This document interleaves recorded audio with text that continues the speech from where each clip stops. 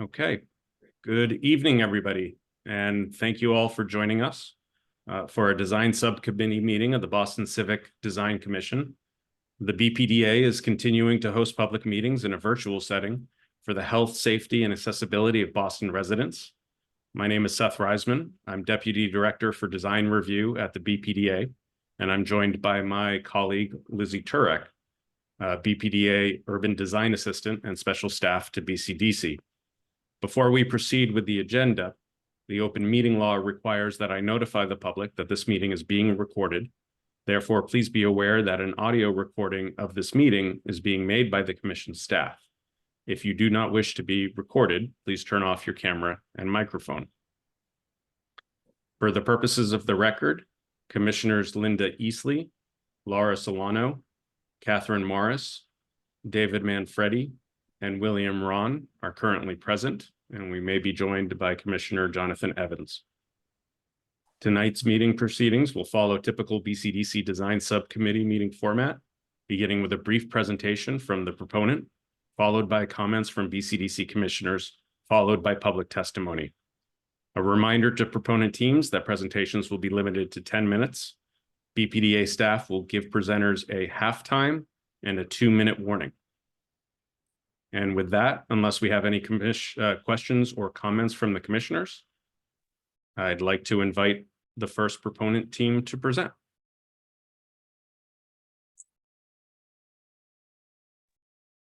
For 66 Cambridge Street in Charles.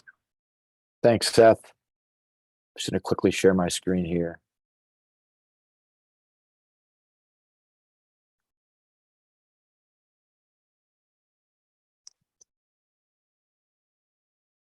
Can everyone see my screen okay? Yes. Yes. Great. Great. So commissioners and everyone on the call, thank you for being here. We're excited to be back to talk about the 66 Cambridge Street project. I'm Danny Guadagnoli with the Fallon Company. This project is a partnership between the Fallon Company and the Owens Companies, 66 Cambridge Street. Ed Owens, current longtime owner of the site, and his family with the Owens Companies is also on the call today. Also joined today by Joe Mamayak at SGA and Andrea Veruti at Landworks, who will be doing the majority of the presenting. So just to quickly refresh everyone on kind of the scale of the project and some of the details. It's about 812,000 square feet geared towards life science and office users. This is the north building here. This is the south building, and behind you here is 93, running south to north. About an acre of open space and 2 levels of below grade parking, as well as a shared podium. So the last time we were in front of this group was mid-December, December 19th. It was our second subcommittee meeting. Tonight's our third. I'm very excited to share with you how we responded to the feedback we heard last meeting. So that's how we've structured today's presentation. The first point here being enhancing the landscaping between our property and the adjacent property, and just in general, adding more landscaping and kind of better scale to the vegetation throughout the site. The second point here relates to the front door. We heard feedback that the building entries were not very well defined, that it was kind of unclear how to navigate to the building entry. So we tried to create some definition around that front door experience. The third bullet was, one of the kind of bigger pieces to this deck today, which is the arcade and the shared use path running up from D Street to Cambridge Street. We heard feedback that the arcade felt ominous and kind of corporate in scale. So we've done a lot to try to create a secondary language that really improves the pedestrian experience and kind of breaks down that scale. And lastly, very similar point, the first 2 stories around the Cambridge Street corner, trying to find a way to tie that into the overall architectural language of the project and really enhancing the pedestrian experience at that corner as well, with regard to the windscreen, the soffit, etc. And you'll see how we tied that in to what we're doing in other areas, including the arcade. So with that, I'll hand it over to Andrea to talk about the landscape. Thank you, Danny. As we see on the image on the top, this was the last plan that we presented in December. And we started by focusing on how we could improve that landscape green area of the buffer between our property and the property that is next to us. And as you can see on the plan that is down below. We have increased that and still maintaining a minimum of 10-foot width for the shared use path that come through our site. We also try to find opportunities to enhance also the experience of the open space by adding new areas for seating areas, like we can see in the middle of the courtyard, that basically extending that idea of the porches, allowing people to sit and experience people walking through the site, or the really energy and activation from the building that is coming out. We have also worked closely with the BPDA staff to improve the experience around the drop-off area. We basically went down from a 2-lane to 1 lane. So we gained 950 square feet back into the open space, both improving the connectivity to the entries, but also allowing us to have even more green areas in the site. And with that, I'm gonna go and leave it to Joe. That's gonna walk us some of the architectural improvements. Thanks, Andrea. One of the key things to the architecture was to really identify the entryways to the building. The upper image shows what the design was before. It was just a semicircular vestibule pulled out, and we wanted to give a little bit more definition. So you can see down below, we have these extensions here with the canopy, part of the vernacular of the building itself becomes these expressions. So we feel very good about that. The other thing that we looked at was the secondary language and creating a scale starting from the arcade, and we thought it should extend and become part of the lexicon and the language of the buildings, the south building and the north building. So you can see the architectural fins, how they come around and create that architectural detail, scale, and a sense of warmth that was really needed with the project. So you can see how that definition comes across both on the right-hand side, which is the north building, as well as on the left-hand side for the south building. As well as we gave a little bit more definition to the retail opportunities, gave them a little bit more presence so that they can be engaging and really activate the public realm. So you see on the right side, the bistro expression right in there. And on the left-hand side, we do have a restaurant entity that will be going into that building and really activating that pocket park. Next one, please. The other is, a real focus on the arcade, creating that scale and secondary language. What we heard was, create that language that would be very helpful to the primary language of the building. Number two, the landscapes appeared to be a little sparse. And the third was a bifurcation, of the pathways, one in the arcade and one on the outside. We wanted to unify that. So the next slide, we're going to look at 7 strategies, 3 of them being landscape, 4 of them being architecture. You can see the site sections and building sections up above and the plan views down below. What we did was enhance the landscaping on the edge of the property, and we introduced trees. So we have that verticality that wasn't there before, and an extension and sort of continuation from D Street all the way up to Cambridge Street. We also have a planting area at the base of the columns and in between the columns themselves. And number 3 is really expand the expression, and tie, that language of the pavers outside and also inside. And within the space itself, we created scale and different data points by introducing item number 4, which is the architectural fins. Number 5. Just a heads up to the proponent team, you've reached a little bit over halfway. Okay, thank you. We introduced some lighting fixtures to create that data point. We have digital art, which is number 6 for scale. And also we have handrails in and around that were integrated into the architecture and the landscaping. The other element that was really key to us was looking at the primary expression of the building as the building came down right in here. Up above, there's a spacing of 11 feet. And down below, we explored how we could open it up by going to a 22-foot column expression. That really opens up, and allows light to get in there and the transparency and views going out. So we thought that was very successful.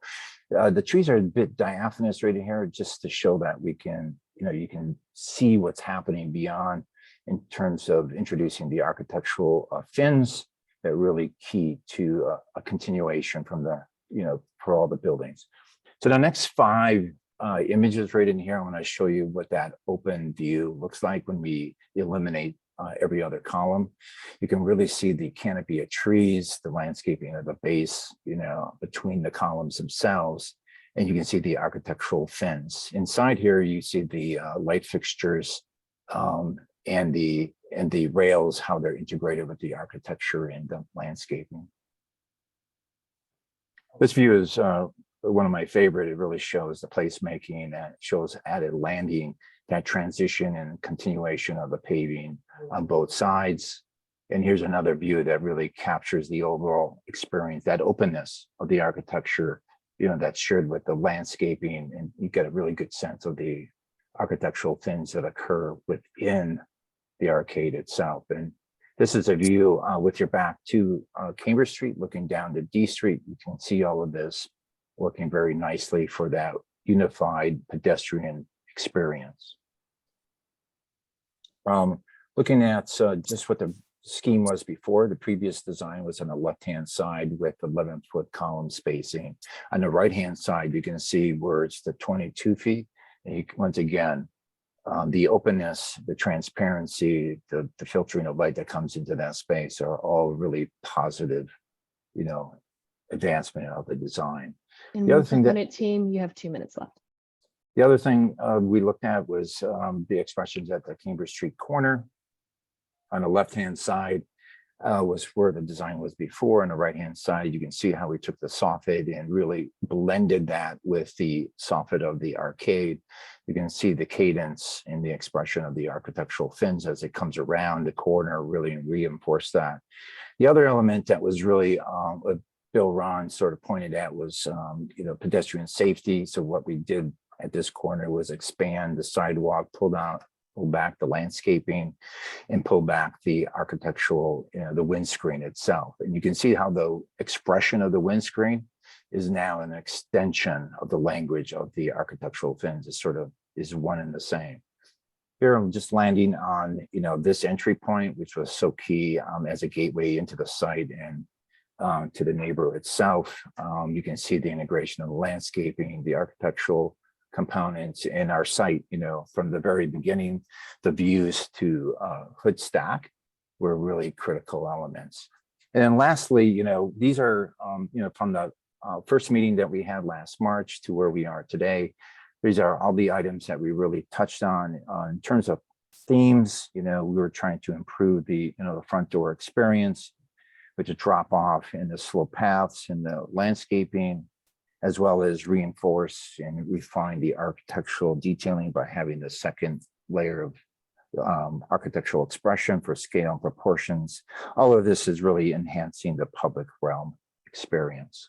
So with that, we land on, this is our final slide. So we're open for any questions and thoughts for the design today.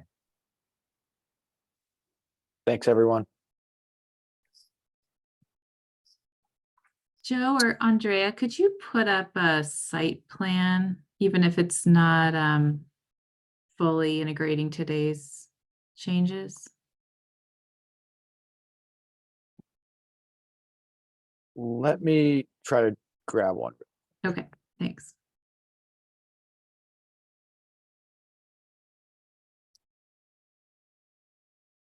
I'm just going to stop sharing for a moment. I don't know if Andrea, if you have one handy. I can look it up. 1 sec. It's such a complex site with the, off ramp and 93 and Yeah. the way that kind of the nose of the building comes as a gateway. I just want to refresh my memory about how it all works together on that site. I might pull up our last BCDC design committee presentation.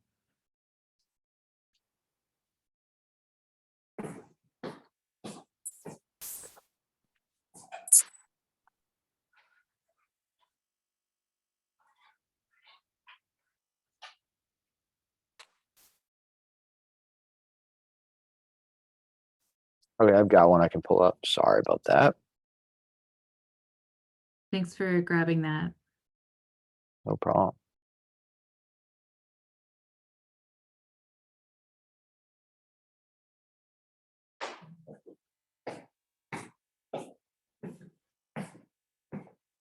So this was originally shown as kind of, it was a series of slides to show kind of our ground level program and how it worked with the public realm. So this is one that, you know, highlights kind of this front porch area, but I think it shows the whole site plan. And Danny, do you have anything a little simpler than this, just an illustrative site plan, or is this, Yeah, that I- would be better. it would I be can better? pull up the latest one if you want. Yeah, Danny. that would be great, Andrea. I'll stop sharing. Thank you.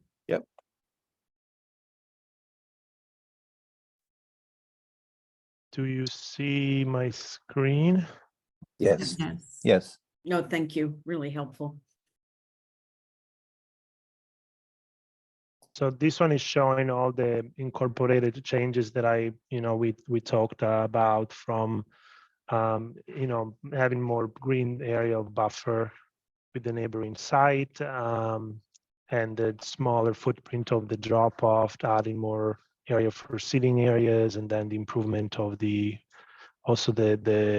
experience through the arcade.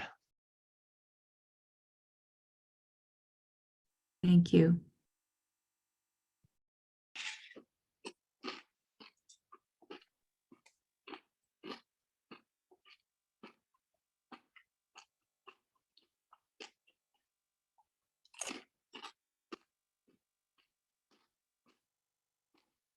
So I wasn't at the last subcommittee. I think I heard that Bill might have been, because you were talking about the pedestrian experience just a few minutes ago. So I was just getting my bearings again and trying to understand even some of the acoustic challenges of the site. 93 is a really noisy environment. And I wanted to just make sure that you were using some of the building massing to screen some of that ambient noise.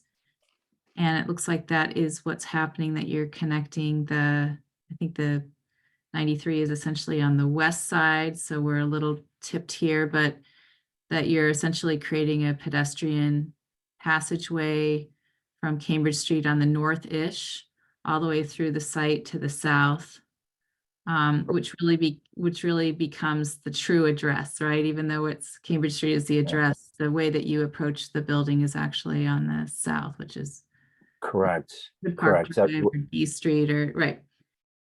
So what we did was essentially took the building mass and we, pushed it up against I-93 there to allow for that wonderful pedestrian experience to occur, from Cambridge Street to D Street right in there. And the corner that I was talking about in terms of pedestrian safety and those sight lines is far to the far right in here.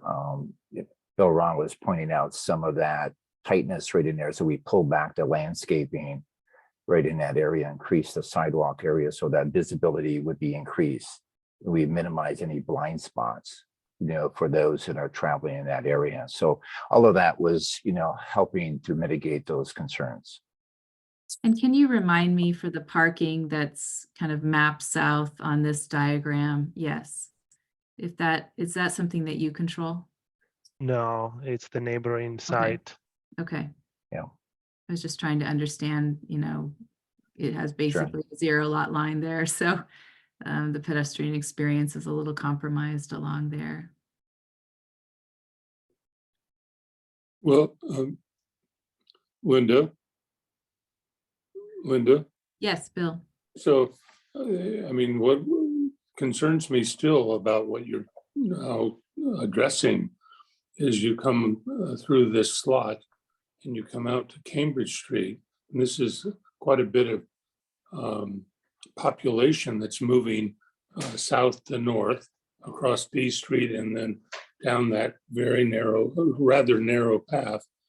But you get to Cambridge Street, and to get to the T, if you're a pedestrian, you have to turn right. Well, turning left, you're putting yourself in harm's way, right? The cars are coming down the ramp. They want to make a quick right turn. There's no signal. It just seems incredibly dangerous. So I'm assuming people who are coming north to the T station have to turn right on the sidewalk, come all the way down to the intersection, cross the path, and then I don't know where they go, quite frankly. But if the T station is about getting people to, rapid transit, this seems a very convoluted still. But am I missing something? I direct this to Linda's judgment. I mean, that's how I'm reading the plan too. And I think what we heard from the proponent is that they pulled the nose of the western building back to essentially Mhm. create more sightline, but I think that We can maybe compromise- go to Andrea, the views, right? yeah, Maybe that shows Andrea, why don't I better. go back to the deck that we were Sure. presenting today, because we have a good slide on that. But I Sorry, think keep- Bill's comment is dovetailing with mine, which is that once you get to the end of your kind of development, the pedestrian is still left uncertain about how they get across, Mhm. this across Cambridge Street to get to the T. And in fact, they can't cross there. So they need to either make a right-hand turn, which is probably the safest, and cross Right. further down and then double back. Yeah. Or to cross this crosswalk and somehow, I guess, cross again near where the rail line comes through. So this is a very good diagram that shows all the architectural moves that we incorporated. Number one is we widen the plaza crosswalk right there. So we increase that sidewalk right in there. And by virtue of doing that, we had to pull back the landscape area. We pulled back the windscreen that was coming up to that point. Concurrent to all of these measures that we're looking at, HSH, who is on here from a traffic point of view, is looking at reducing the length of that crosswalk on the right-hand side by pulling that curb and doing some mitigation on that side. All of these things trying to, improve the safety and the sight lines across that travel route. We don't have the ability to add a crosswalk here, so this is the route that we're working with. It understood it's challenging. We're trying to do our best, and we even spoke to BPDA staff about how can we make this crosswalk as short as possible. So, like Joe said, maybe finding ways to kind of widen this area to try to make this as short a walk as possible. And is this off-ramp signalized? Yes. And then once you get across it, if we were to kind of expand the frame of this slide to the right a little bit more, do you then cross over Cambridge Street Yes, at a Yes. signalized intersection as well? correct. Okay. But can you show us that? Yeah, let me pull it up, Bill. I think it's on our last presentation. Just give me 2 seconds. Sorry about that.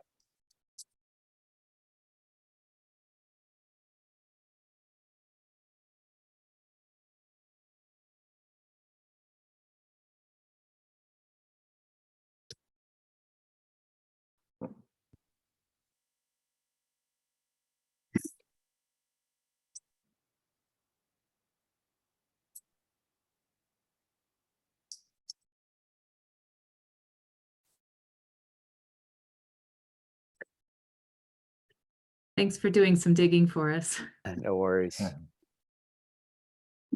Can everyone see this okay? Mm-hmm. Try to expand it for everyone. Yeah, so this is the path.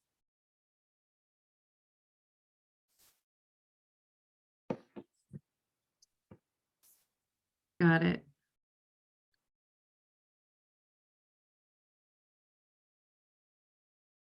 And there's a signal here along this lane. Those lanes? Correct.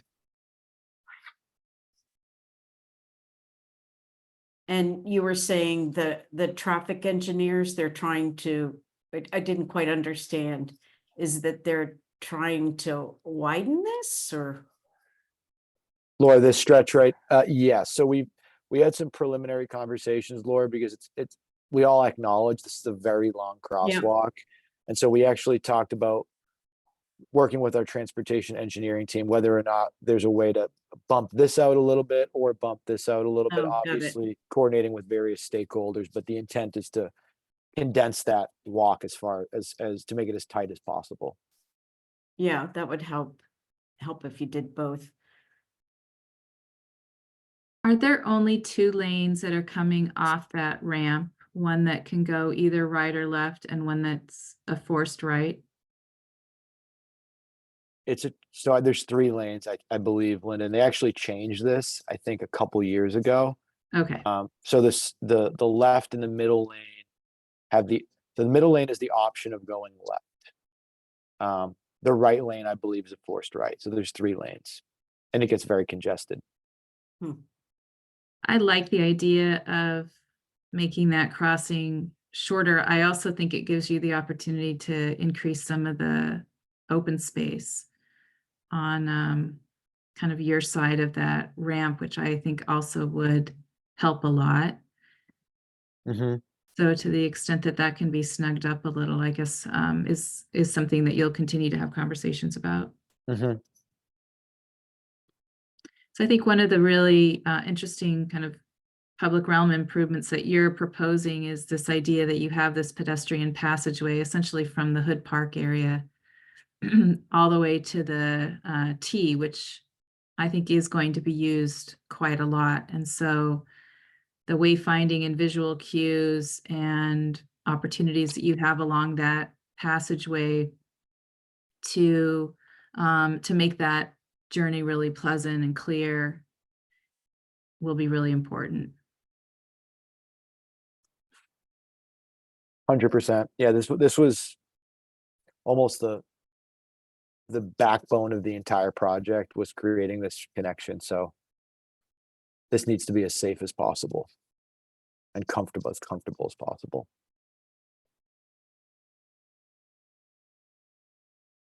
We'll continue working on this piece here. Yeah, and I might add, while the property, stops on the right-hand side, and if it was truly rendering or it was just a parking lot today, as you saw from different perspectives, the intent is, is that we created this amenity, this green landscape element with the actual trees themselves to be a shared amenity. In other words, where we have the landings of our ramps themselves are great connection points, that connect into the 51 Spice Street as well. So we've sort of expanded our thinking beyond our site limits to see how there's synergies across both sides, so that the trees which appear to be on the edge of site, which would actually be the center of a combined enhanced public realm, if you will.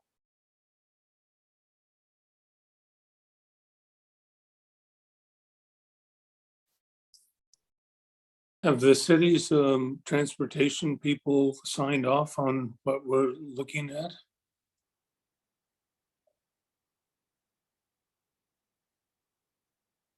Danny, you want to? Yeah, I don't want to speak on behalf of the city, but we've had a lot of conversations about this, Bill, and brought up the length of the crosswalk, and they've been very receptive to it, and have done a lot of work refining the D Street experience, that pickup drop-off area.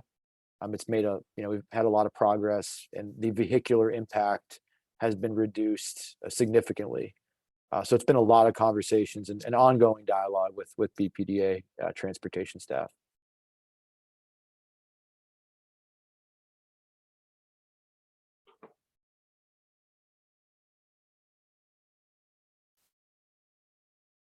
Just out of curiosity, the windscreen is protecting whom from what wind? Is it wind from the west? Yeah, there's, we had RWDI do some studies, and there's some wind that's coming off of that corner right there. And so from a human comfort point of view, that windscreen is there so that for those who are in that plaza, at that entry point, have a little bit more comfort at that point. So that's there. And at the same time, we know that we have to maintain, sight lines as well. So that was an interesting design challenge for this part of the project. And Bill, originally the windscreen actually went a notch further here. And so we removed a part of that as a response to your feedback. I think it was in October when we talked about Yeah, trying no, to I, make that sight line better. Yeah. But we kind of had to do the windscreen as a function of how uncomfortable the wind condition was in this node.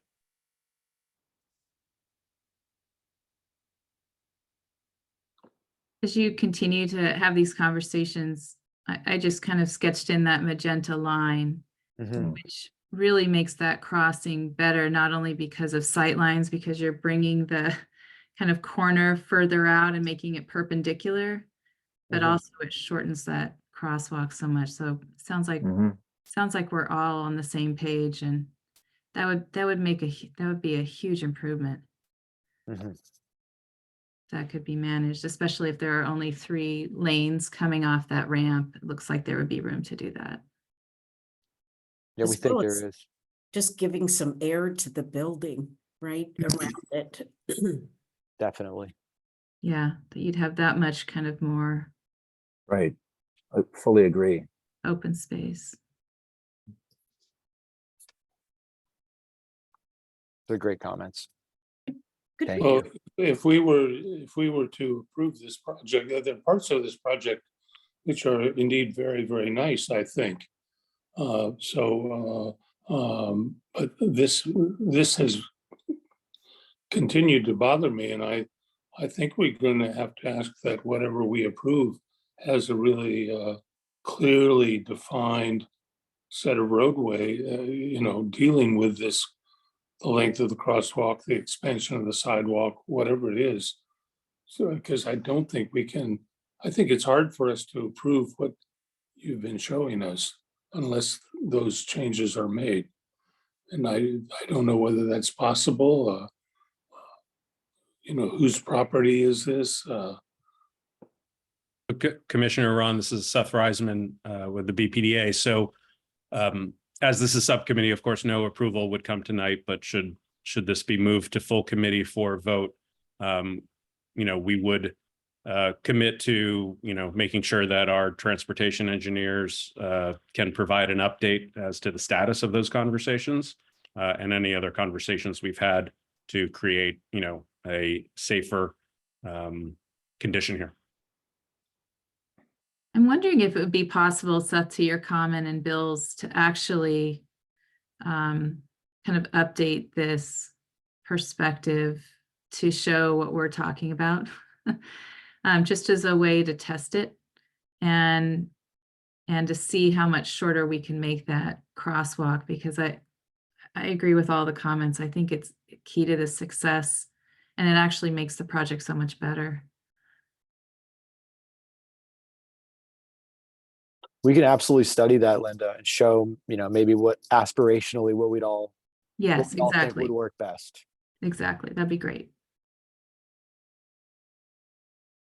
And BPDA staff can, of course, also focus on this in the coming weeks with the team.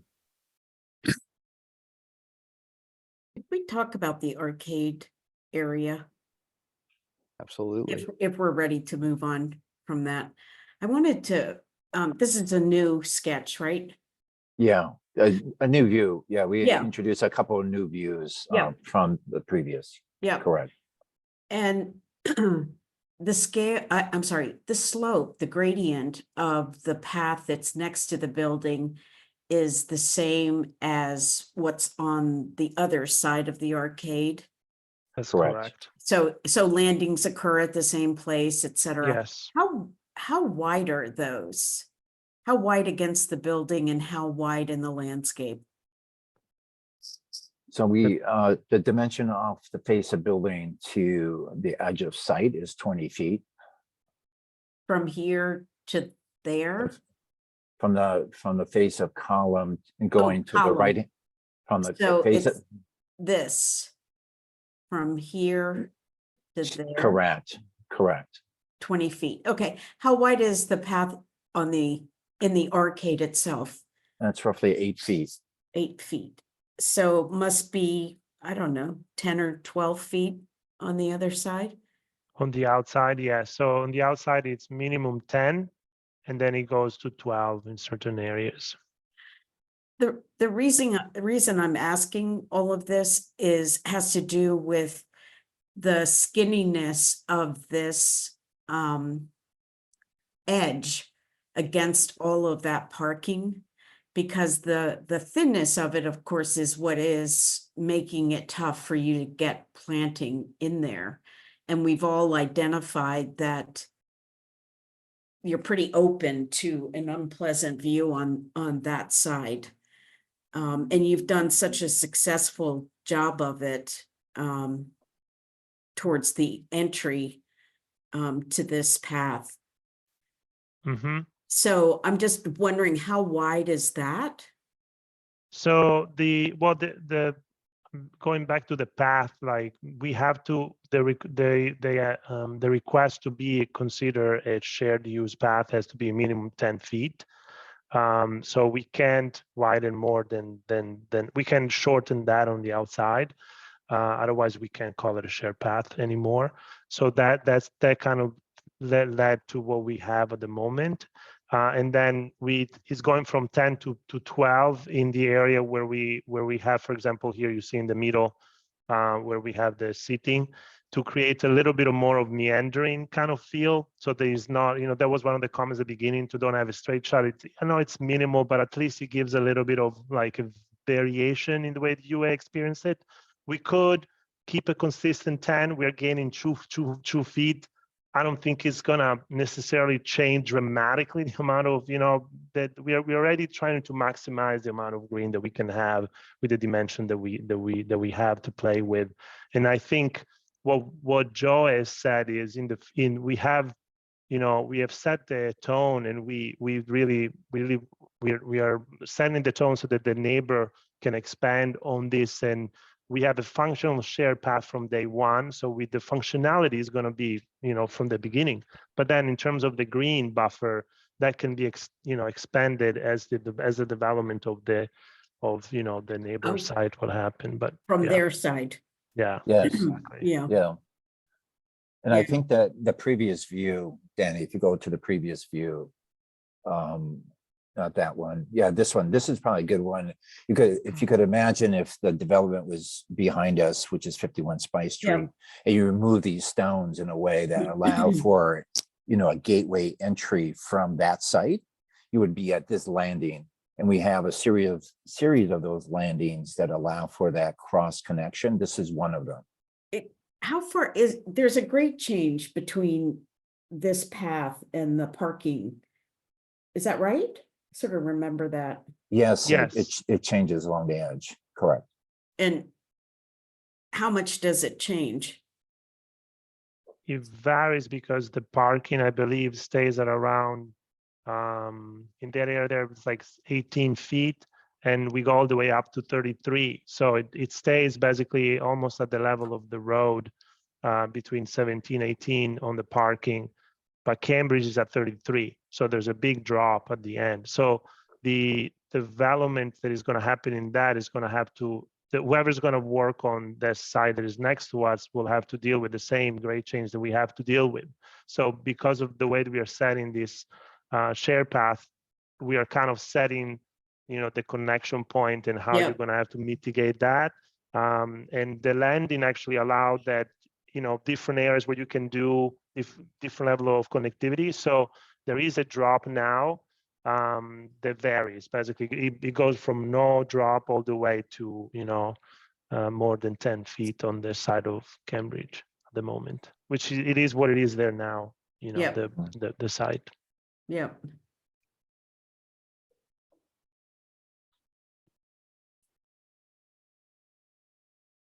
Thank you. So you have about 8 feet, you said, for plants for the buffer zone? Yeah. Okay. Something like that. Yeah, I mean, we've had to deal with worse. Yeah, I think we can still feel, we can have successful trees and everything in it. It's going to still improve so much. what, Well- but it's, and then in the future, we see this becoming even wider with the neighbor property.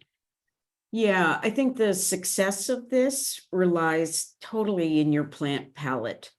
And you have a lot of things to take care of. Sun, wind is probably a factor for all of these trees, but Mhm. if you want a deciduous tree, you may think about installing a few that go down to, to the ground, like Carpinus or something Mhm. like that. So that you don't have to do a consistent wall of that, but maybe that would sort of help with a rhythm and relief from that parking next door. Makes sense. Makes sense. Very great point. This project reminds me a little bit of one that we reviewed a few years ago, the air rights project near Fenway Park. And one of the things we talked about was such a long, narrow pedestrian passageway is how to animate it, how to light it, how to make it really interesting. And I'm noticing on these renderings and just following up on Laura's comments that, we've got a bike room, which is not going to be that active. We're not really sure how else it might be activated or lit, but I think those will be really important parts of the design, and to pedestrians feeling safe walking through this zone at all times of the day. And so it might be good to hear you talk a little bit about how that activation and lighting is being thought about. Sure. I think at the far right-hand corner, I think if we get at the end of the site on the Cambridge Street, we have Just a Start, which is a tenant that's going to activate that space right in here. Okay, so that's at grade entry points. At the far end of this, travel, we have a cafe experience on the far left hand. This is a good image right in here. We have a cafe with, that can be entered at that point. And slightly to the right hand side, there's a discrete door for entry into that bike storage area. And you're right, there's a grade differential that prevents any sort of access off of the arcade into that space. But we allow for great transparency that occurs in here. But so when we're looking at scale elements, that secondary element of human scale that I talked about before, we go to the section of that space. Danny, sorry for going. These are the strategies architecturally and from a landscape point of view that we're trying to add, scale at different heights. And one of them is the lighting element, which is 5, which is that, a sconce light that will light, the upper side of the ceiling or the soffit right in there, and a little bit of the wall. That's going to give some, scale, and certainly from a security point of view, illuminate that. Number 6 is the digital art element, which are lit panels on the back side of the column that could be fixed images or could be moving images right in here that could be appreciated by the public at any time, that will really sort of give a character to that space right in there. And additionally, we have the architectural fins that give that nice cadence and, give that framework within that. So all of these things are elements that we thought were very successful from an architectural point of view. And of course, what we talked about a lot is the landscape components at the base of the columns, as well as the edge condition of the walkway, which are really key. So it's all these things that, we're sort of integrated into the design. We know signage is going to be a part of that, as well as, the transparency into the spaces. So the graphics that are part of the bike storage have to be very animated and very interesting. We're showing something in the background right now, but that has to be fully designed, and that's going to be something that can be appreciated from views like this one right in here, that you can see, through the layers of the architecture, layers of the landscaping into the building, and vice versa. The other thing that we've been thinking about is from a tenant point of view, certainly from the second level right in there, looking out, there's great benefits from, first of all, removing some of those columns just to let more light come in, but also, distant views from that tenant space. So we've been looking at both from a, external point of view, that experience within the public realm, but also from a tenant point of view, looking out into the space. And Joe, just to quickly amplify the point about the Cambridge Street corner, just to start, the tenant that Joe alluded to, that's a nonprofit that we're partnering with, and they'll be operating a workforce development space in here, specifically geared towards life sciences. So it's a very well-established organization. They've done a lot of their work in Cambridge, and we're going to be partnering with them on this. So really thought that having them at this corner was a powerful way to activate the corner, particularly because it's not a great retail location. So excited about how that kind of creates a gateway into the site. Yeah, and I think any opportunities to integrate kind of lighting outside of the arcade or even public art, I think would help to really animate that walkway. Mm-hmm. I had a question too about the drop off. Is Hood Park Drive now D Street? I think it might be labeled Hood Park Drive on Google Maps, but it's right now it's D Street. Yeah. Okay. So this is D Street. And is the idea for the turnaround there so that folks don't have to go through Hood Park and then have a forced right onto Rutherford so they can come back around and up Spice Street? Is that the idea? So it's a great comment. Right now, there's this connection, this road, Stack Street, does not exist. So there's actually no way for a car coming down D Street to turn around right now. And it's somewhat of a mess as you get farther west on D Street. Doesn't it get into Boston's sand and Yeah. Okay. Yeah, there's a lot MassDOT property back there. There's a lot happening, and that's where our loading's happening as well. So we're calling this day one, because today, without these connections, we need to provide a turnaround within our site. But we've worked a lot, and you can see we've made it smaller from where it was before. Right. We've worked hard, especially coordinating with the BPDA team, to think through what a day two solution looks like when these connections are made off of D Street. And so we would give back that space to the public realm, and it would be more of just kind of a pull off. Okay, thanks for clarifying. I saw the day one and day two, but I wasn't really sure what that meant. So it's kind of day one and then 5 years from now type of thing. Right. And Okay. we really want to make sure the day one, is as good as it can possibly be. Can we go back and look at the change you've made down to 1 lane, right? From 2? Sure. So that's the side-by-side comparison, is that right? Correct. This was the previous, that pink line is the Yeah, previous. oh, I line. see. Yeah. Oh, yeah, so much better. Yeah, we gained, almost 1,000 square feet, and allowed us to combine, instead of having 2 stairs, we only have 1, a little bit wider in the middle, but then allowed us to have less slope, more of a gentle level of slopes, and more green, much Yeah. more green. You can see Yeah. it like so much more green than before. Oh, yeah, look how much closer it comes to the public realm on the street. Yeah, exactly. By the way, I don't think anybody said it, but the reduction of the columns on the arcade is really terrific. The amount of light that you pick up in there is pretty great. Yeah. I did have a question about the lighting. I understand what you're doing on the arcade side, but you're not putting any lighting on the landscape. Is that because you'll have ambient lighting that will take care of that path? Right, because all the lighting now is on the inside of the arcade. Here you go.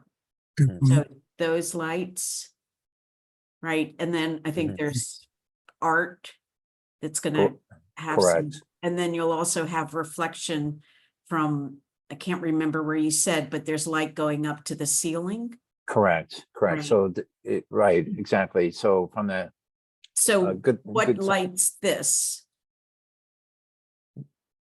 we were hoping, we didn't have it in this landscaping plan right in here, but having, lighting that is integrated into the landscaping itself. That would create that ambient lighting down on the walking surface. Mhm. That hasn't been incorporated into these, renderings at the moment. Yeah, well, when you do that, I would just be really careful. I think landscapes are overlit in general. And there's such a subtlety about that arcade and also the views from inside that I would make sure to include the ambient lighting from the building into the calculations, the photometrics for the landscape lighting. But I think you're going to find just by running photometrics that you might have a few places that are too dark, and I don't mean dark like you can't see, but lighting at night is going safety. from bright spaces to darker spaces the eyes can't adjust. But I would take a light touch with it, but I think it's important. It's a very Great good comment. Thank you.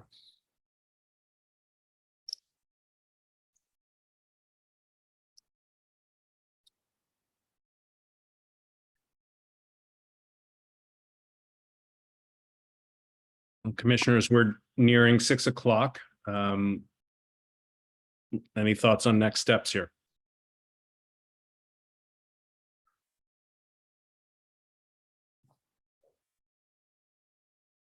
Well, looking at the Cambridge Street side for sure.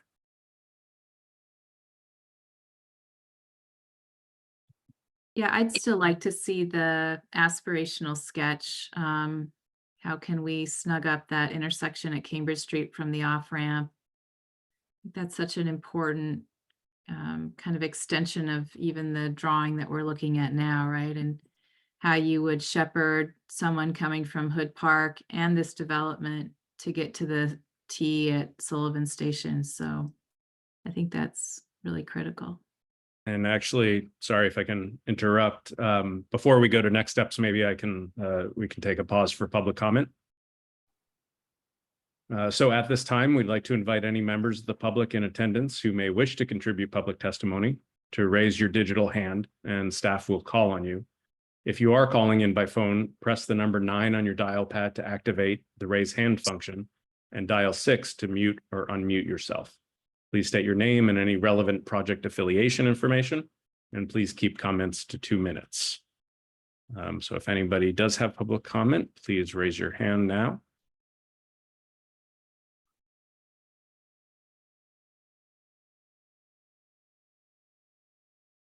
And I am not seeing anybody's hand raised. Although I just lost my viewer, Lizzie. So if you see anybody, let me know.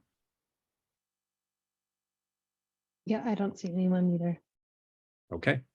So we will close on public comment. Seth, I have a question. I wonder if it's possible, given all the conversation about that intersection of the ramp in Cambridge and how important it is, that if we were to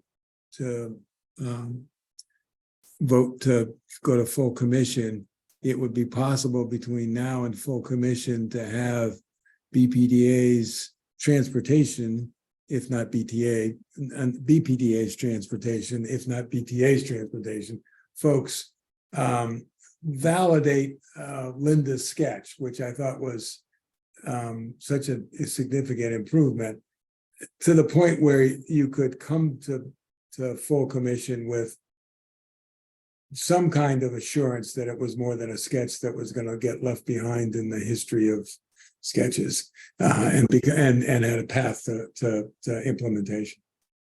Certainly, David, we can make that commitment both to work with the proponent on the connectivity issues at Cambridge Street, and then, yes, have representatives either from BPDA Transportation or BTD Transportation to talk about the connectivity in the larger area here, because this is part of the larger, effort to redo the square and maintain connectivity. Of course, it's balancing multiple jurisdictions with MassDOT and the ramp, and also limits the number of crosswalks that we can have in that area, because I know there was a sort of desire for more immediate connection in some areas, and we can have somebody to either brief you from transportation, or I can get the briefing, one of us can get the briefing and then brief the rest of the commission. I think that would be appropriate, and so that we had a sense that this was doable and there was a path, or no, whoever, Federal Highway, whoever is going to say, no, it can't happen. And I think that would give everybody great pause. I think that's a great idea, and it's fully consistent with Plan Charlestown too, in terms of the really revisioning of Sullivan Square. So I have one, what I think is a minor question, but can one of you show that opening slide you had about the new canopies for the doorways down on by D Street? Sure. Sure, we'll bring that up.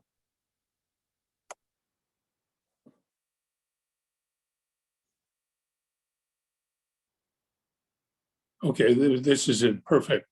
And so my only concern is that it sounded like this was a request made by the commission. And I'm looking at those canopies that look kind of added on. They don't, to me, they don't feel like part of the architecture of the building. And I don't, if I open this to fellow commissioners, Linda and David and Catherine, I'd hate to have someone come back and say, well, this was imposed by the BCDC, when those, they don't feel very integral with the buildings. And maybe it's, this is minor compared to everything we've been talking about. Is it a color choice? Pardon? Is it a color choice that bothers you, or is it just the actual flow of the rest of the building? Well, the rest of the building has a strength to it that is very strong. And these things look like kind of bus shelters attached to the building or something. They feel way out of scale. I mean, It doesn't, it sounds like it doesn't have as much curvature like the rest of the building. Like everything is very, it's almost like a continuous wave, and this one feels like a stump. Not to make those comparisons, but I'm in agreement with you. I think that it's probably a, What I might Yeah. suggest, from what I'm hearing, and it's just a narration, just my words right in here, but one thing we could consider doing is probably not extend as far as we have, maybe go half the extension, and perhaps not have the leg, coming all the way down to the ground on both sides. Perhaps on the leading side here, I could see that leg disappearing, on that approach to the building, so that you have a clear view.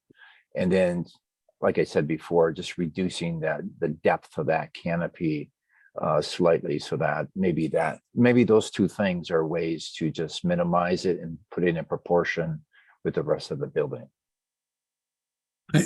I'm glad you came back to this, Bill. Because I had forgotten about it, but when you first showed it tonight, I think Bill's onto something. I think it's got to do with weight. It feels very, and I know this view is accentuating that, but it feels it just doesn't feel up to the substance of the building. These are big buildings. It feels I don't know, not I know the geometry is coming out of the building. I appreciate that. I just don't, it does feels very lightweight and quite small to the scale of the building. And additive, Yeah. not integral. I also wonder if you're not going to get a rail at the bottom there, the handicapped cane rail thing at the bottom. because people are coming in and out of those doors. You could Mhm. have an issue there. Yeah, Those are great comments. I agree. It feels very applied to me. I'm kind of torn with, does it need to be a bolder statement or something a little more subtle, like where you see bistro?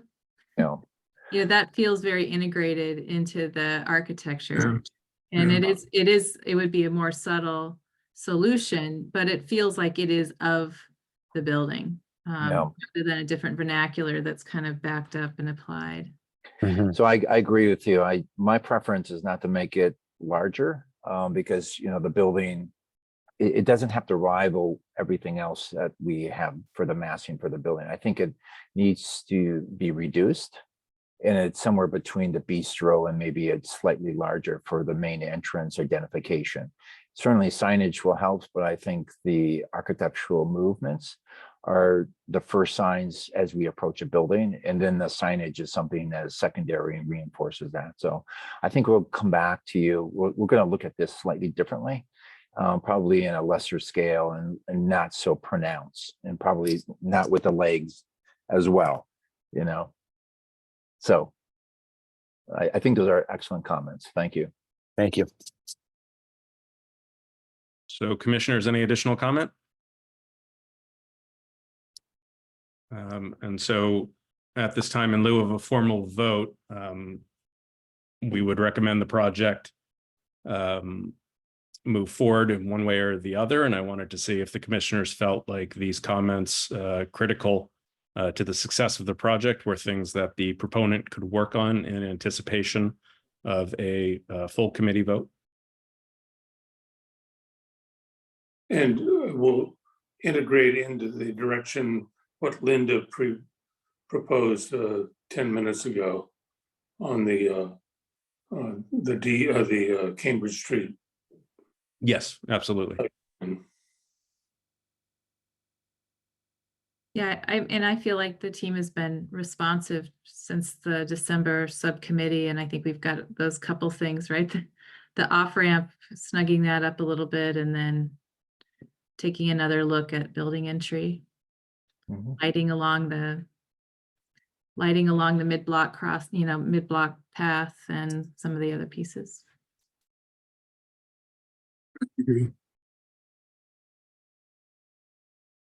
Okay. So my understanding is that with those need for further design review, as well as BPDA staff working with the team on those items and coming back to the commission with some thoughts on the transportation along Cambridge Street and pedestrian connectivity that you all recommend for final consideration and vote of recommendation at full committee. I'd be comfortable with that.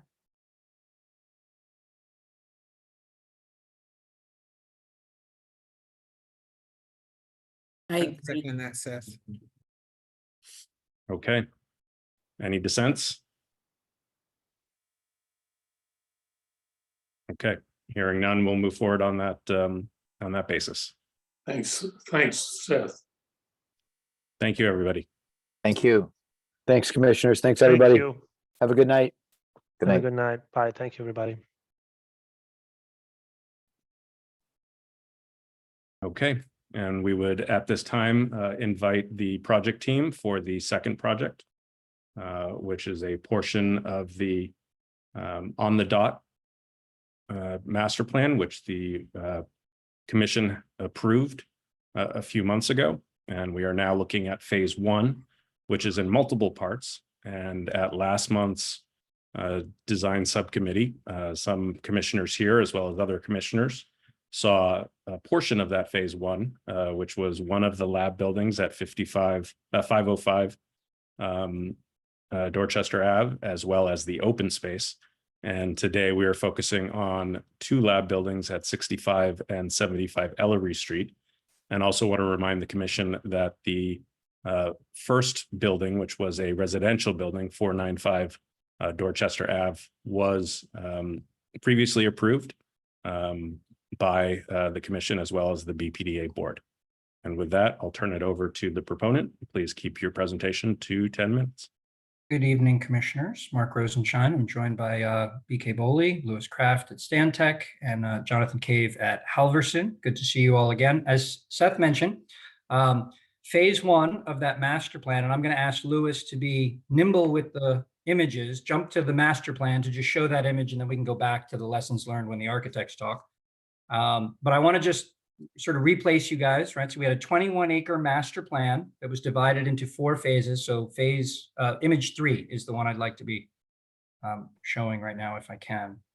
There we go. So this is the master plan, 4 phases.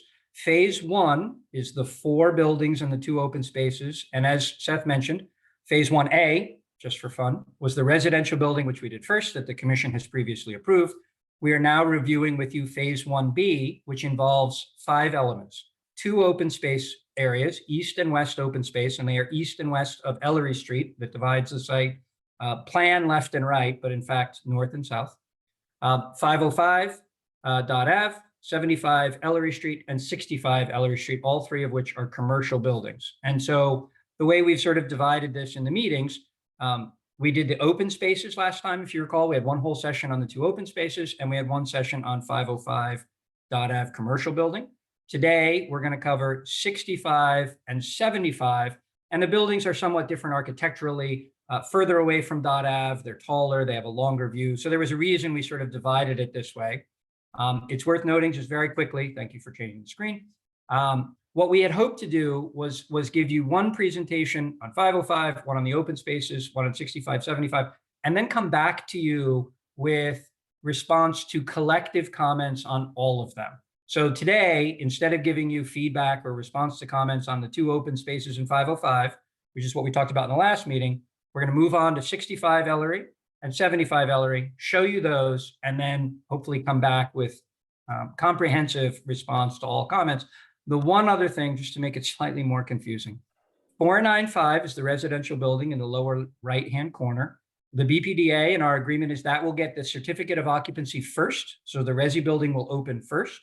65 Ellery in the upper right-hand corner is the next building. And it will in fact be built concurrently with 495. So essentially the northern half, in this case, the right side of the page, 2 open spaces, 65 Ellery and 495 Ave will be built concurrently. Then we will move to 505 and 75 as subsequent construction projects. So when you're thinking about it, I just want you to understand that 495 and 65 will be built together along with the open spaces. So sequentially, the open spaces will come with that first cluster of construction. I'll stop talking and let the design team take you through what we heard and the next steps. And Seth, we also have this broken into 2 separate presentations. So we thought we would stop after 65 and then go to 75, but it's up to you how you would like us to proceed. This is a summary of what we had heard so far, both from the BCDC at the larger commission meeting, as well as some of the BPDA staff and proponents and planners. So show an evolution of massing and concepts for both buildings. Show a better, more prominent lobby expression in the hierarchy of overall elements, particularly for 65, but also when we looked at 75, we wanted to do that as well. Then for 65, balance the gesture of the lifted prow with some pedestrian scale and retail elements, but allow for flexibility. And then finally, make sure that the edges are activated along Ellery Street and the park and show you what that looks like, as well as all other edges of the building. Next. Keep going. So the concepts, as you remember, were based upon the historic South Bay shoreline. As this will be the first commercial building, we did want to have something that would be seen as very sculptural from a distance, in the same way that the tall ships were the only thing you could see coming into the city in colonial America. We wanted it to be exuberant, somewhat fun looking. And so we're going to take you through how we crafted both the massing and then the detail of the architecture. We also looked in the top left corner at the decks, so the foredeck of the ship and how important that was. And we do have a foredeck that looks down over into the West Park.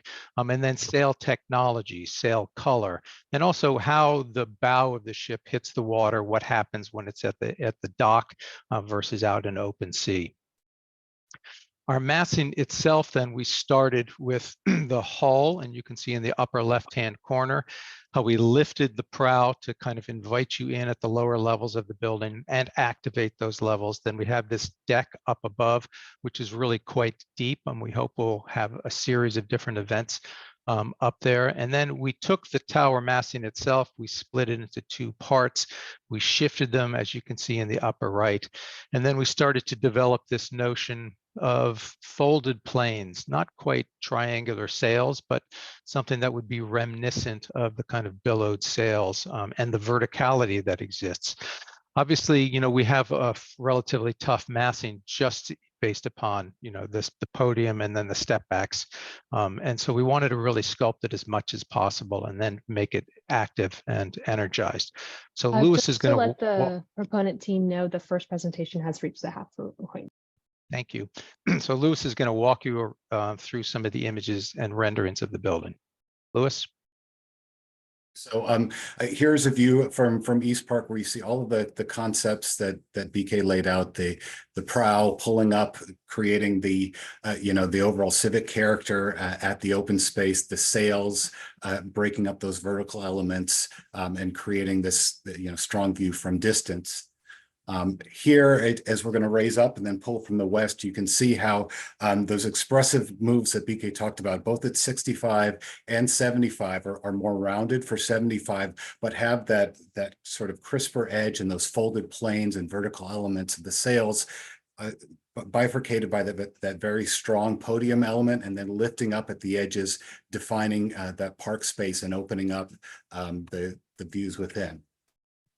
Here we see a view from Ellery Street from the north and the quality and character of the building from the north. And you can see how that split in the massing of the tower starts to bend and open its way both to the west and then also to views downtown, also creating those strong vertical elements we think really will create a very iconic cornice line, and then also the chance for strong lighting elements and components. So moving now to Ellery Street. So we're at Ellery Street, West Park is to our left, and we start to see that prow as it pulls up at that spring point, really opening itself and creating a scale at the park that really speaks to the space.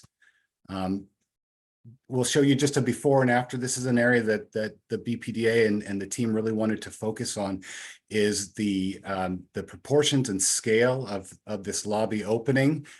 Previously, we had a single bay portal that had an additional entry portal sort of set inside it. And we looked at a number of different options and really landed on a very refined portal entry that now widens its stance. And we wanted to be very sort of clear around this area so that the ceiling plane of that lobby can start to sort of tie into that hull and that key element, and then connect to a second level tenant amenity space with that second level tenant deck that would be overlooking the space to the West Park.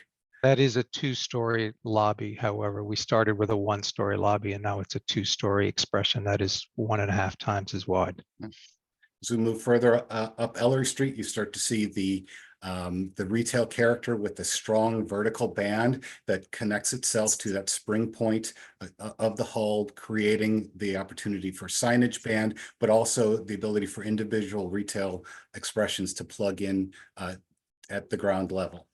And just so the proponent team know, you have 2 more minutes for the first presentation. Thank you, Lizzie. So this is a view at Ellery Street and Alger. This shows a little bit more of the podium massing character at the northern edge there, with the strong vertical line being an entry point from the north and drawing your line down to the ground plane where we've lowered the sill at the area. Now we're rotating around onto Service Road at Alger, where that datum line is really composing a lot of the loading dock entries and sort of the functional components, but still allowing for what you see as we turn the corner once more, looking back into the park, which is a very sort of iconic and recognizable massing and facade elements that again pull up at that corner, express both the parking entry and that retail corner, leading you back into the park for those traveling along Service Road and that multi-use path.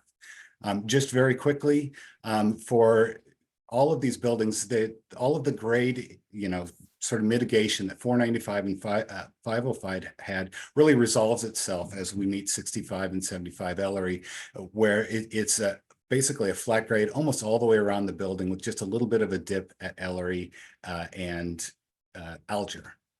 Finally, just a quick view. This is a rendered view from Halverson that shows a little bit of the character. I think you've seen this before of West Park, but also the interplay. We're being very thoughtful about the interface between the retail and active spaces for each building and how individual cafe zones juxtapose and communicate with some of the public seating areas and sort of creating a harmonious whole.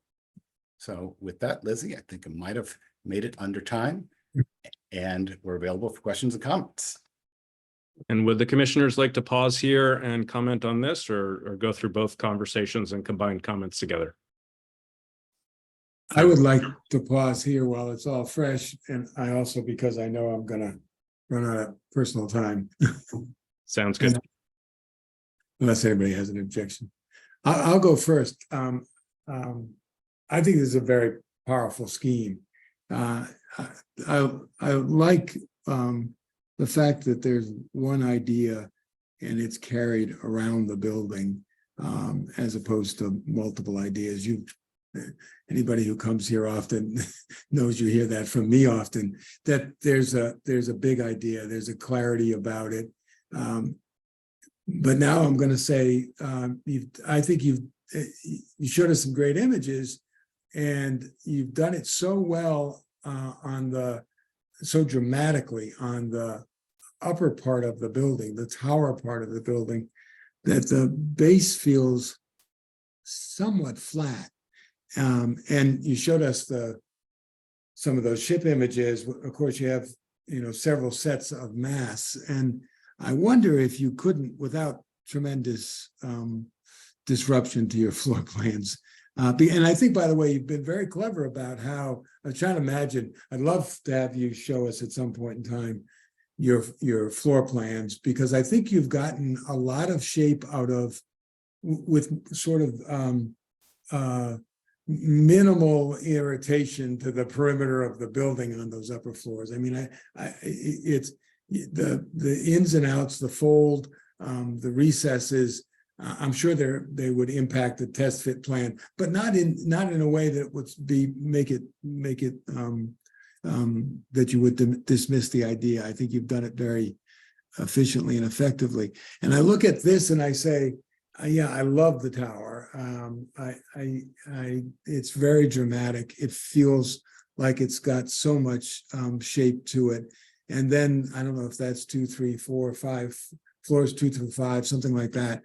They feel flat, like you've taken the idea but had to flatten it out. And I'm not saying you have to be the sails don't have to be set on the lower sails the same as on the upper sails. You don't have to be that religious about the sailing metaphor. And you've done it on is that the north side? Yep. And I'm looking for more of that in the podium, that is where you're going to experience it as a pedestrian every day. The other thing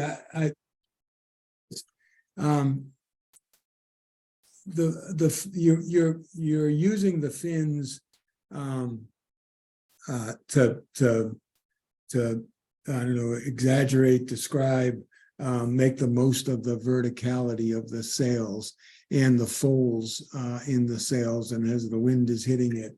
I'm wondering how much value you're getting out of the fins in terms of, and I'm always a little suspect of how much value we all get out of our fins in terms of shading, but you do get value out of glare and comfort, in that 10-foot edge of floor plate. I wonder, should they be consistent all the way around the building, or is there some relationship to solar orientation, and how thought about that?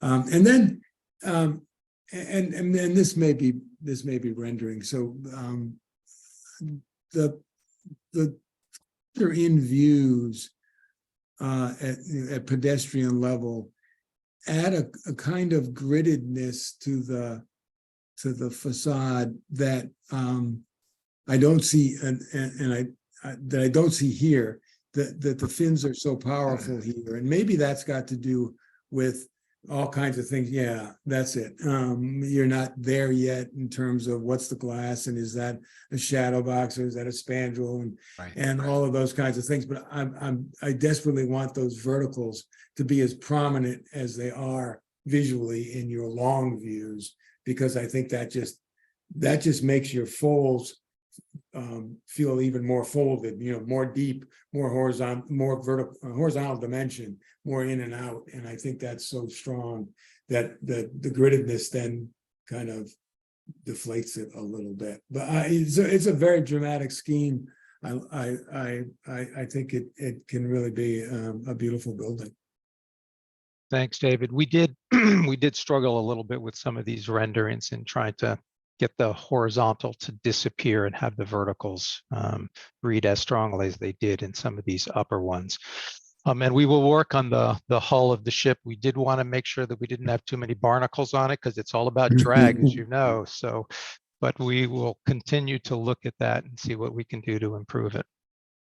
And I will just add to praise BK as you did, David. They've done a brilliant job on the top tower to keep the floor plate, yet get the maximum amount of movability in it. And as you can tell, we sort of, I'll play the greedy developer. We chose to spend our money on the tower piece, and we're trying to preserve every inch of square footage of floor plate on the bottom. We can tinker with that a little bit. As you say, the north end of the building has a nice fold. I think if we can introduce that, as you know, it's all about the square footage. We won't lose square footage, but we can get the facade to be rich the way that the top is. We'll show you plans, but as you can guess, the benching is on the two sides of the building, and then we were sculpting the ends of the building where we would have ancillary programs.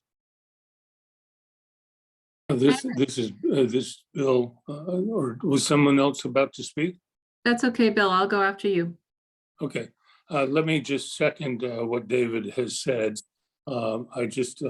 I think this building has a potential for being really one of the best commercial buildings in the city, and I do think the top is dramatic and beautiful, and I agree. The podium probably to make sure this building becomes one of the best has to have some power also. And I would observe that that because the podium, I guess, is 5 stories high, is it? It's Yes. 5 stories, BK. So that's 75 to 85 It's about feet. 80 feet. That's right.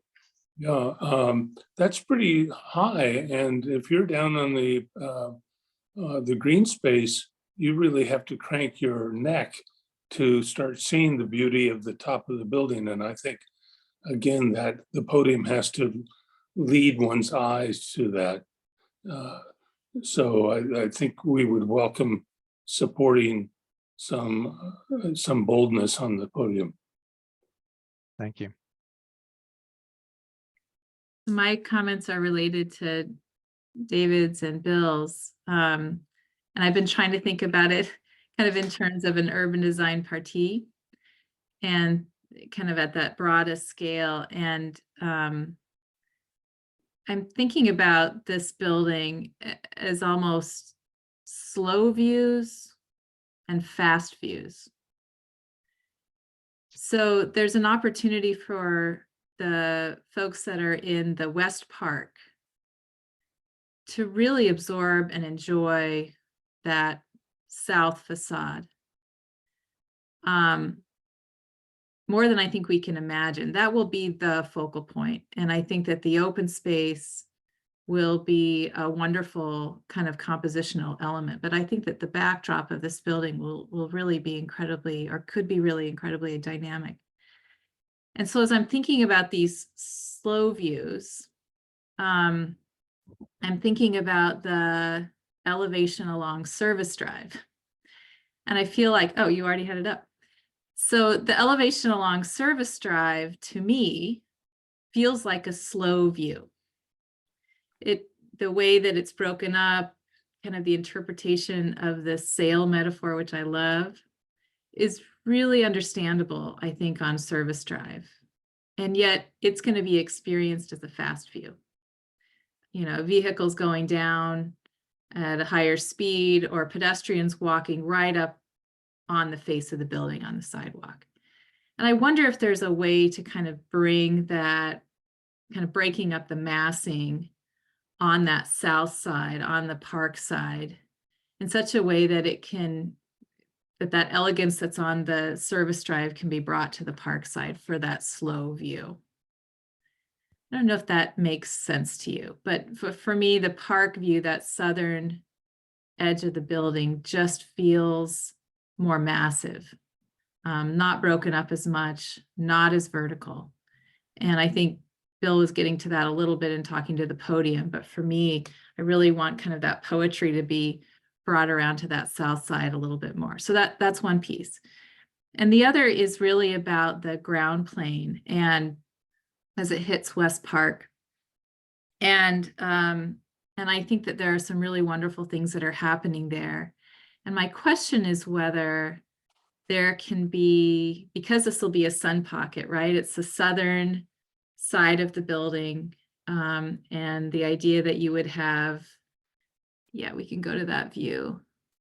This one's fine too. The idea that we would have these seating moments there that will be in full sun, the hottest time of the year, and whether there could be some integration into that podium for shade.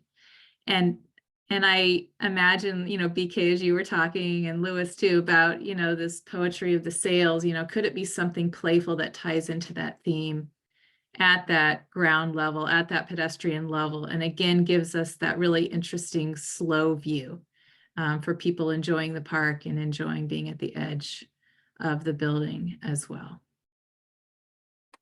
So just two things that occurred to me. Thank you. I just want to jump in here, and I want to agree with all commissioners, especially Commissioner Easley. You were speaking everything I was getting ready to say, so thank you. What was coming up for me was the kind of through line at the ground plane between the West Park going into that those first two stories. There seems to be a disconnection. It feels very open and grand and lacks a little bit of character. I know there was a lot of emphasis on kind of the sales part at the top of the building, but I think there's real opportunity for there to be engagement between West Park and the ground floor, because you've opened it up so much, but there's just something missing. The shading piece being one of those things, but there's something else because it just feels super open and not really having a conversation with the park, the West Park. The thing I do want to share from a very symbolic standpoint or story through line is that 75 Ellery feels like the water pushing the sails on 65.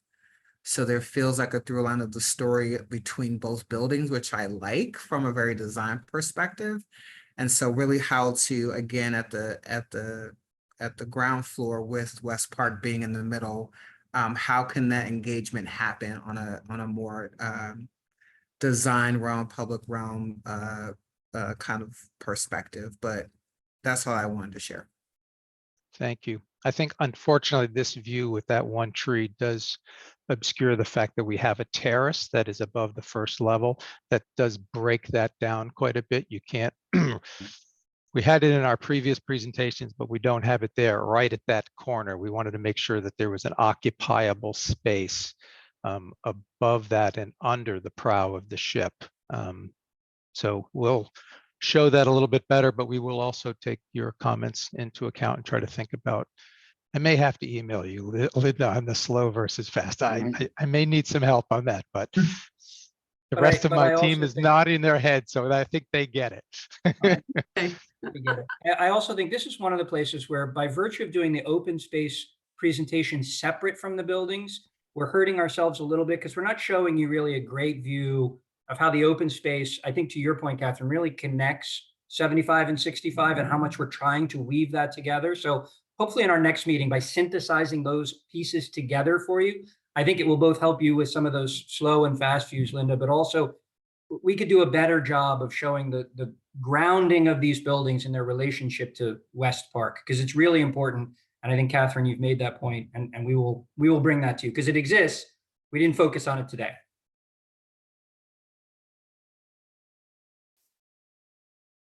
Yeah, I think that Catherine's observation about that side next to the park is really astute. I mean, this view is just amazing. It pulls everything together, and I have to say, when I saw the ship metaphor, I wasn't quite sure how that was going to be accomplished, but it's pretty nice. I think you've done a really compelling job with that. One thing I'll put out to my fellow commissioners / architects is that for me, there's something really beautiful about the simplicity of the base versus the planes moving on the top. So I'm not sure I'm understanding what you all are asking for when you talk about enriching the base. And maybe the proponent understands it perfectly. But for me, they're the contrast between the two. I'll use Linda's slow and fast. The whole base to me feels like it's slow, and there are pedestrian moments where it feels fast on the base. But as a whole, looking at it from, say, away like this, to me, there's just something beautiful about the simplicity of the base. So maybe I can hear from my fellow commissioners first about the base of the building. Well, I appreciate your comments, Laura. I think this is a great view.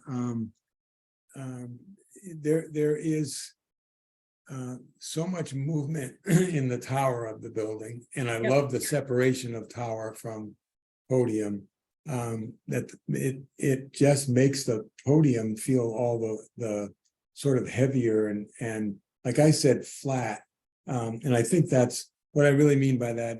Is not in this view, but in some of the other close-up views where the seams are coplanar with the body, and so if the metaphor is hull and sails, then why do the seams exist?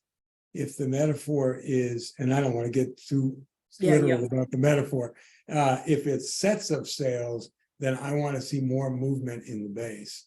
But I don't really want to dissect the metaphor. I just think visually, and I see it specifically in this view and some of the close-up views.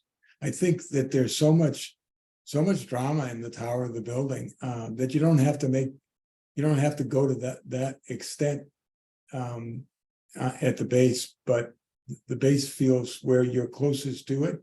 The base feels sort of flattest and with less motion about it. That was what I understood. Can you go to the north facade that you see the end of the building? Because I think, David, we understand your comment. There's a more subtle fold on the north and the south of the base where the sides are, there it is, are almost coplanar. And I think we understand your point. We have been scolded by BCDC before about being too busy. Maybe we went a little too far on the not too many things, but I understand what you're describing. And I think without deteriorating from the solidity of the hull, because that's meant to be the hull, hulls still have shape to them. They're not squares. We can fold that a little bit like this facade without getting crazy. That is how we understood your comment, David, as you're looking at it from down below and you're not seeing the sails above, without messing too much with where the prow is lifted just those flat portions. As soon as you said it, I understood what you meant. And I think we just have to work on it in some subtle variation. I get it.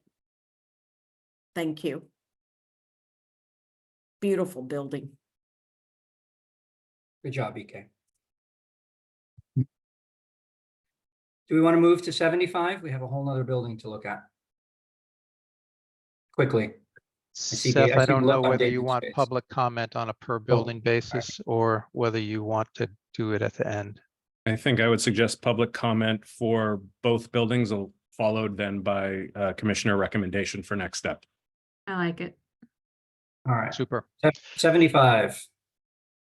So for 75, Ellery, we heard some of the similar comments about the lobby prominence. We had a one-story lobby with a two-story expression, but also it's working with the corner of the building as it faced the park was something that we heard somewhat obliquely, but we wanted to study it. That key moment, Linda, that you had talked about as you're going along Ellery Street, you're arriving at the park.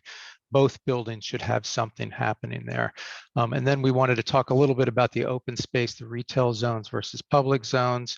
And then we did, Rob's team, and Jonathan is here, did adjust the plan and the crossings of Ellery Street so that we tightened up the waistline of the figure 8, and we only have one major crossing in the center of that helped really emphasize the diagram that they were doing. And then we have an additional crossing that we'll show you just between 65 and 75.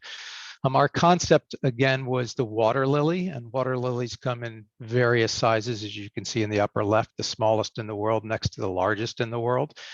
But they also have a very interesting structure above water, structure below water. So we really took that as an aspiration of ours to do something that was also exuberant and joyful. South Boston really needs some joyful architecture, and this will be seen from a great distance as well. And then bringing color into it and studying the different parts of the water lily and the water around it. And I think Monet captured it obviously beautifully in a combination of all of those things in the painting on the right. Our massing, what we started with was a trapezoidal site to begin with because of the bend in Ellery Street, but then we actually angled our building back on the ground in the upper left-hand image, as you could see, to get more sun into West Park. And then we looked at our solar studies and we angled the upper part of the building back as well. We tried to make a base, middle, and top that was somewhat ornamental, but at the same time, we wanted to have occupied spaces. So we carved these spaces at various heights and green spaces and terraces up through the entire building to capture the different viewpoints back towards the Harbor Islands, back to the north, and back to the west. So returning to this view here, we'll just stay quickly. It just speaks to the point that really these massing moves are all about enhancing the quality and character of that open space and responding to that shape. So we're just zooming up here a little bit more and kind of looking down so you can start to see what was shown in diagram form. Now you can see here in the massing as it starts to slowly step its way back both off Ellery Street, but then also obviously significantly in 3 tiers on West Park, with then an additional step back at the top of the building to the south as well. Rotating back down a little bit more, we just wanted to show this view quickly as you start to move back down in the park, that we really put a lot of sort of effort and study into the quality and care of this corner, and really having this corner speak to and draw one into the park in the same way that we felt that 65 Ellery was as well. So this is a before and after of both the lobby entry and this corner. And the before has what was previously a 1-story lobby, but a 2-story expression that just stepped up and was an insertion, but then stepped back down at the corner. And what we really wanted to do was to simplify and clarify what were the important draws to this open space and to this entry, with a very clear brow that brings itself around at the second level, with then just a very simple portal entry with some rounded motif that fits with the overall design concepts. Then a before and after here. So we're near that crossing at Ellery Street with a before and then an after it. And really, this offers the opportunity. We think this is going to be a very strong food and beverage corner, but also, you know, very active in terms of pedestrians moving in and out and around those spaces. And then zooming in, you know, just a little bit more into that character. Obviously, this will really give the opportunity for, you know, connecting what's likely to be a second story tenant space and sort of active, you know, very well considered space with a food and beverage expression that would allow that individual restaurateur to have the kind of activation, lighting, signage, you know, a porosity with, you know, maybe a nano wall or open doors that can really start to open up to the park along that northern edge. Moving back down Ellery Street a little bit more, we're just looking back onto that entry, then entry expression, which again, all that's happening with the massing, we just wanted to be very clear about the expressions of those entries and allowing for a now 2-story lobby expression. And Now, just another notice, 5 minutes. Thank you very much, Lizzie. So now we're at the south of Ellery Street, and Street A is on our right, where we have the retail expression, which is that, you know, very clear horizontal band, which will allow for you know, signage and louvers and things to happen within that space. But that horizontality is juxtaposed with the more flowing and organic horizontal nature of the podium and the lily pads at the podium itself. Wrapping around on A Street and now looking back on Service Drive, we start to see sort of the composition of these facades along Service Drive and how they complement each other while being different architectural expressions. I think these views in the light, maybe this view here sort of speaks to a little bit the character of both the glazing and then these interstitial spaces that we're thinking about being a, you know, a stamped or textured metal. That's sort of the water in between the lily pads, and this will be an element that can catch the light in a different way than the glass. And then this finally wraps itself back around. We're on Service Drive, the multi-use path is on our right, and we're looking at the bike room, which will be that active use that will draw you back into that space.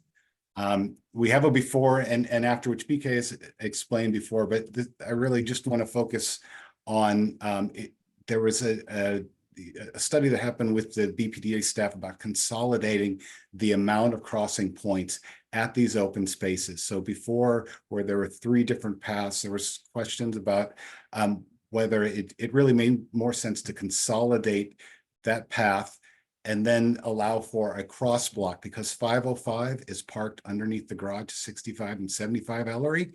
You know, we're really thinking about the pure desire lines and being very clear about that with an eye towards safety for all users.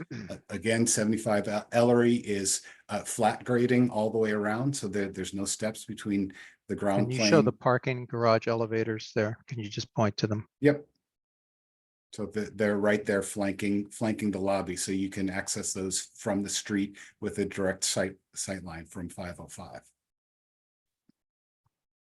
And then finally, we'll end on this view. I think this view kind of shows nicely the design intent of the different material qualities, also the glass fritz. So that motif that you see on the glass that is taken from the lily pad is intended as a transparent frit that sits, you know, in the middle of the IGU and gives sort of that ethereal quality that is then mixed with the gentle waves of the massing and of the individual lily pad, you know, cuts as you move up the massing of the building.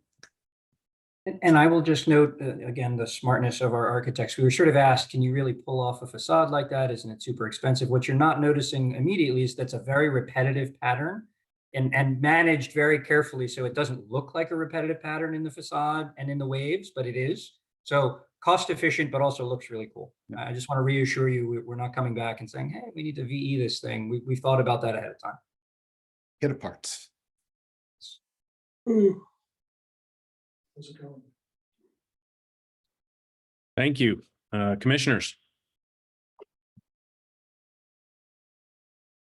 I'm really happy we're seeing these 2 buildings together. And I love kind of the earlier comments about, well, Mark, you were saying, you know, we're not seeing everything today because there's just not enough time. But I also love Catherine's comment about, you know, how do the 2 work together metaphorically? So when I was looking at the packet earlier today and thinking about the metaphor you're using here, I was thinking that the West Park was in fact the lily pad. And that this building, is this 75 or 65? Sorry. 75. 75. And that 75 is the bloom. And the way that, you know, the lily pads and the blooms work in nature is that there's kind of an umbilical, right? There's the stem that comes from the pad that then takes on a sculptural quality in the bloom, which itself is three-dimensional, and the pad is not as three-dimensional. And so that's kind of how I was thinking about this, is listening to you guys present. And I'm wondering, you know, if that's what you all are thinking, or that idea resonates with you, I'm wondering if there are opportunities for more uplift in the skin of the building, particularly at the Ellery nose. I think BK, you were mentioning a few minutes ago that, yeah. Right. That, you know, this is an interesting point within the district because you have a slight bend in Ellery here, and this nose is very prominent. And I wonder if it becomes this opportunity to do something a little less horizontal with the skin, and to have more of that uplift, or kind of that feeling of three-dimensionality, with kind of the petals lifting up there. And maybe that becomes, you know, a 3-story expression instead of a 2-story expression here. But really kind of create this corner as the emblematic part of the metaphor in a way that doesn't maybe occur in other places within the building. And, you know, again, getting back to kind of the slow views and the fast views, you know, this has the potential to be a slow view. You're capturing everyone walking across that, how did you say it, BK, the narrowing of the waistline, right? The idea that you have the singular crosswalk, and that this nose becomes the focal point. And so I'd love to see maybe something a little bit more done with your metaphor here. And I think there's kind of a lot of power in doing that. And then the only other thing that I am trying to understand is really what's happening at the ground plane. And sorry if I missed that. We saw the loading doors along Service Drive, but I'm not really sure what's happening to activate the area just to the west, I guess, of this view. And I wonder if you could just chat with us about that a little bit. Can you go back to the plan view, Louis? And do we have a blow up of that? So we do. So you can see Okay, so the it's a bike room. Okay. the two major retails, the food and beverages are on those major corners, and then it is a bike room that goes Okay. beyond that. So we have the opportunity to have, you know, transparency there, which we would like to have, but it is a bike room on that side as opposed to an extension of the F&B. And I want to note, Linda, for you guys, if you don't remember, Service Road comes with a multi-use path. So the bike room is positioned because we expect a lot of people on the bikes to be on Service Road and coming to that corner. We don't want them biking through the 2 open spaces, right? And so the idea is the connection is Service Road to that west corner of the building for bicyclists arriving, rather than Ellery Street through the open space to that bike path. And we'll obviously manage that with wayfinding and signage, but that's why the the bicycle room was located there, was to really make that easy connection from Service Road multi-use path. Yeah, and it makes sense not to have the loading on that corner. And I think as we all realize, bike rooms are not as active as we wish they would be. And so because this is going to have an address on the park, on West Park, I guess, you know, as you're digesting some of the comments from today and earlier subcommittees, it would be great to just get your thoughts about what could you do creatively with that edge, with the bike room edge, that creates a more interesting backdrop to West Park, because this is going to be an incredibly dynamic area, both with the architecture and also with the open space. Thank you. We agree, Linda. Bike rooms, not so exciting. Not so exciting. Yeah. Glad We'll they're work on it. there, but not so exciting. Visually, not very exciting. That's right. We'll work on it. We'll come up with an idea.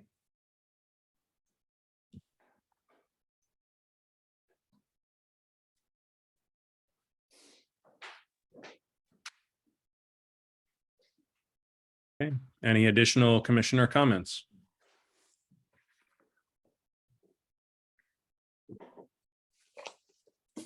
Okay, hearing none, I'd like to actually open. I'm sorry, Seth, I was grasping for the mute button. Could we go back worries. to the perspective that we looked at before for 65? That one from the East Park? East Park. Keep going. It's There you in, go. there you go. I just wanted to see, so the building 75 is not changed here or is? No, is It is. This is the nose that Linda was referring to before. where yep. the first No, two Mark, floors we it's sort of not pulled it back. changed in the rendering. Yeah. It is Oh, not, I'm it is not sorry. changed in the The rendering. building Yeah. is changed, the rendering is not changed. My Right, apologies. but it's not the front of that is not lifted. Not in this rendering. Not in That's- this rendering, Yeah, but we- the okay. intention is that it will be. Yeah, well, I was wondering how the buildings sort of talk to each other at that corner. Laura, my text to the team is we need to do a better job of shading out our trees on some of these views so you can see through them a better.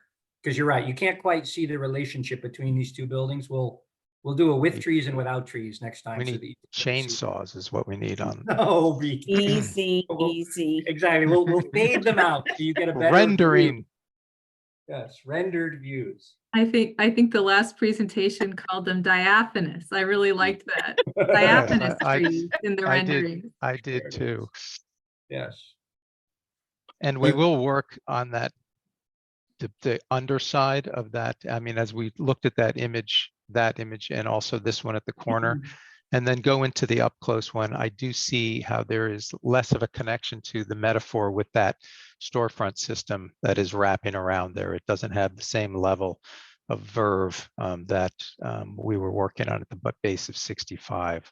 I loved your interpretation of the metaphor, the lily pad, and then this is the flowering portion of it. We can mix metaphors, it's fine. So we're going to look at this area as well. No, it's all And- one plant. It's all one plant, BK. It's all one plant. They're I know. connected through an umbilical. So I think you already We- got it. We have 1,000 pictures of that connection right there. But I think the other thing, there's a stronger undertone, underside to 65, right? With the wood and the ship. Whether this is lighting or something else, I agree. This is not as powerful as the image on the other side of the park, and they really need to balance correctly. They're bookends to an open space, and I agree with what you're seeing, that this needs to just be tuned up a little bit, notched up. Linda, you're on mute. I keep thinking that it kind of wants to lift, right? That you really want to see that bloom do something bold. Yeah, I in- mean, in part of some- what we were doing, Linda, and we'll show it next time, the same way that on 65, we didn't show sort of enough of that corner. These are the corners that have gotten really the most attention from the design team. So we are thinking about the scale of both, and we need to show you those scales together, because we did a lot of thinking about that line and why it is happening where it needs to, but we can study further, the articulation of that.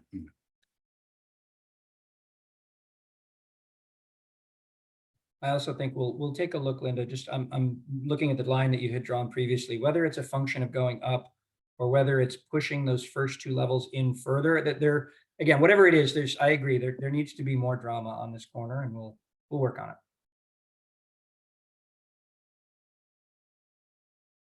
I do Laura, think- did you have anything else? Sorry. No, I think that summarizes it for me.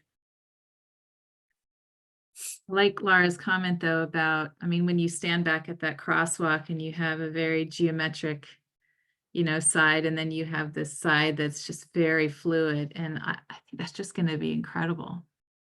And then the park, our lily pad, really functions as that, mediator space. Yeah.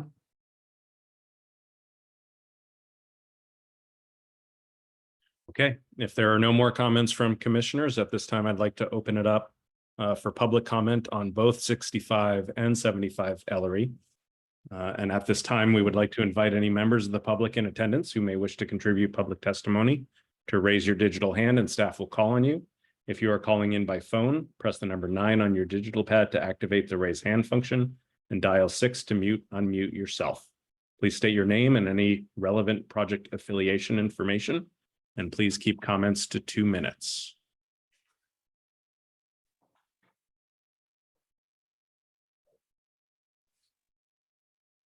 And I am not seeing any raised hands. So we will conclude public comment and go to commissioners for next steps.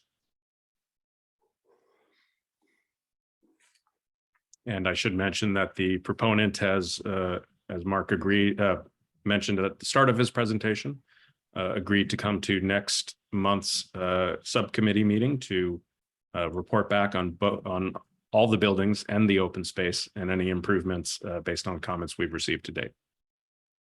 I think we owe you a synthesis now, right? I mean, we've had 3 buildings and 2 open spaces. And candidly, I want to sort of drag the 495 Resi back into this, because really the 9 acres works as all 4 of them around the open space. So I think we assume we'll come back to subcommittee one more time, show you the synthesis of what we hear as all of your comments, and that would be our sense of what we owe you. I think it sounds like a very good process, actually, and very appropriate. Yeah, Right. I'm excited. I'm excited to see it kind of come together in that way. Well, Great. Shall we proceed with that? So we look forward to seeing you at a future subcommittee, and thank you everybody for the presentation. Commissioners, thank you for your time as always and comments, and we will talk and see you all soon. Thank you, everybody. Thank Thank you. you so Good much. night, everyone. Bye. Oh, shit.